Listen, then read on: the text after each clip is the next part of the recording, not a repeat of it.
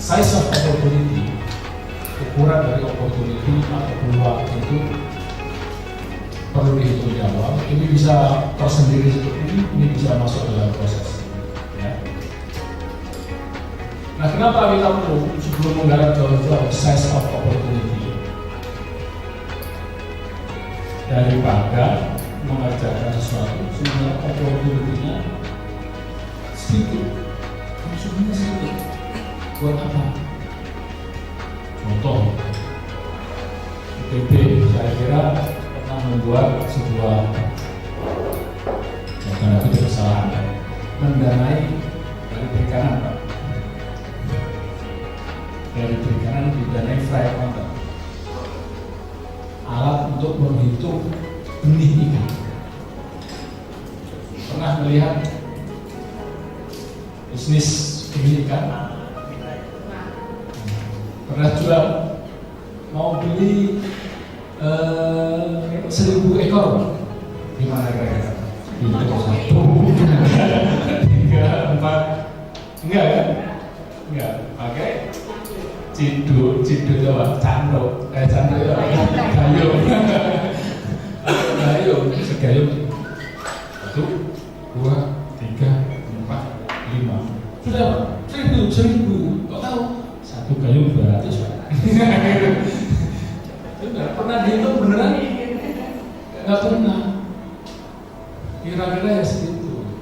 Kurang lebih. Ya? Kurang lebih. Nah, para dosen di tempat Pak Aceh dan Pak Samsul Bahri, wah ini bisa ini 100 Pak. Kurang lebih gitu kan. Kita buat alatnya, namanya fry counter dengan ilmu sensor gelombang, tahu itu masukkan ada berapa ikan, langsung keluar angka 121, 99 kurang 1 99, kalau beli 100 cuma 99 kurang 1. Nah, alat itu dipatenkan dan oleh BP. Ini bagus ini ya, kalau begitu kita produksi ya, maka diberikanlah masih startup kalau nggak salah 500 juta ya, kasih 500 juta bikin workshop. Saya cuma nanya, itu yang dipilih besar rasanya size of over. Seandainya seluruh penjual benih pakai ada berapa? Di Indonesia ada berapa penjual benih ikan? Nggak tahu, nggak tahu juga. Ada berapa ukuran rasanya kan? Ada berapa? 1000, 2000, 10.000? Katakanlah 10.000 di seluruh Indonesia. Kira-kira 10.000 itu mau pakai semua? Mau beli semua? Enggak mungkin. Katakanlah beli semua 10.000 itu. Berapa kira-kira pasarnya? Cukup menarik nggak untuk didirikan sebagai sebuah perusahaan?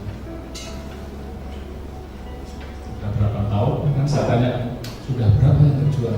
Belum ada.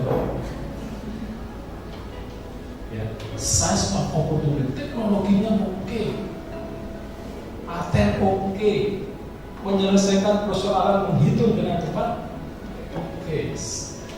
Peluangnya berapa sih? Kira-kira itu. Kenapa kita? Saya pernah ke Momentum Mahasiswa juga, mahasiswa UB, Ibu Brawijaya yang produksi alat untuk mencetak rengginang. Kita lihat sekitarnya di kampungnya ada rengginang, produsen rengginang. Begitu dia produksi rengginang harus pakai keras ketan, sticky rice, dan harus panas-panas dibentuk oleh dengan jempolnya. Jempolnya itu biasanya sampai putih. Nah, Sebagai engineer kita ketika melihat itu kita berikan solusinya. Desain alat. Teman-teman kita di Vareta desain alat. Berarti itu tenaga itu berapa joule atau gram itu kan di press di situ bentuknya bisa bulat-bulat, bisa love, bisa itu kan tinggal di shred jemur. Kita trainnya gitu kan. Saya menjadi oke. Terus kita mikir bagaimana membawanya ke pasar, berapa kira-kira pasarnya, kenapa perusahaan rengginang di Indonesia gitu ya, berapa perusahaan rengginang kira-kira. Nah ya, berapa market size rengginang, karena terfikir ya kira-kira 1.000 lah Pak, 1.000 itu mau beli semua mereka. Nah, paling berapa persen? 10% terus belum besar. Kalau itu harga alatnya berapa? Kalau kita dirikan perusahaan, kita jual ke 100 orang, 100 beli selesai, nggak usah alat gitu. Bisnis kita selesai. Kira-kira begitu. Nah, kita mencoba menduga dari awal mencari size of opportunity. Berapa sih ukurannya sehingga kalau jelas ukurannya membuat kita semangat. Wah, sekian ini rupiahnya, sekian unitnya dengan harga kira-kira sekian bisnis ini misalnya.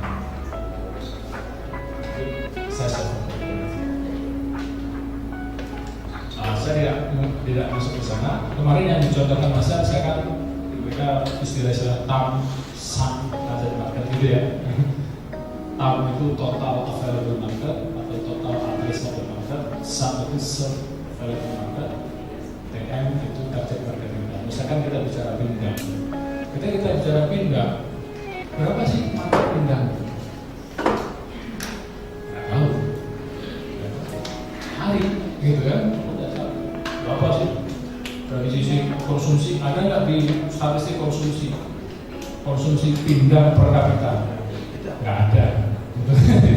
Oke, dari sisi produksi ada, ekspor, produksi, tambah impor, berarti ekspor, ya itu konsumsi dalam negeri berapa? Oh, ada datanya di situ, data sekunder. Nah, mungkin belum lagi dilihatnya itu pindang apa saja. Nah, sekian kata konsumsi sekian juta atau sekian ratus juta kilo per tahun. Oke, itu kira-kira pasar kita harganya berapa? Harganya 3.000. Kalau 3.000 atau 5.000 kilo berapa sih besar? Oh, sekian miliar, sekian ratus miliar bisnis pindang. Nah, Anda mau masuk bisnis pindang mereka tidak? Kita mau masuk ke segmen kelas A, B, kelas atas gitu ya. Berapa jumlah kelas atas yang mengkonsumsi pindang itu? Asumsinya, jumlah kelas atas itu sudah 20% Pak yang mendapatkan ekspor. Dengan asumsi 20% itu kelas atas, maka berapa sih kira-kira yang mau kita set? Masih besar juga Pak. Sekian juta ton atau kilo, sekian juta ton per tahun. Besar sekali gitu kan. Kita ngambil sedikit aja, nyuil sedikit aja. 1% misalkan gitu ya. Target kita 1%. Berapa ya? Oh, ini masih sekian juta Pak. Dengan 1% saja kita mencoba membidik, itu nilainya sudah berapa miliar. Nah, itu kan membuat kita, oh iya, opportunity ini cukup bisa kalau kita masuk di sini dengan asumsi hanya 1%. Nah, nanti ketika turun di lapangan, semakin paham asumsi itu semakin bisa dikoreksi. Itu ketemu konsep kompak ternyata untuk semua orang kelas menengah ke atas mau pintar.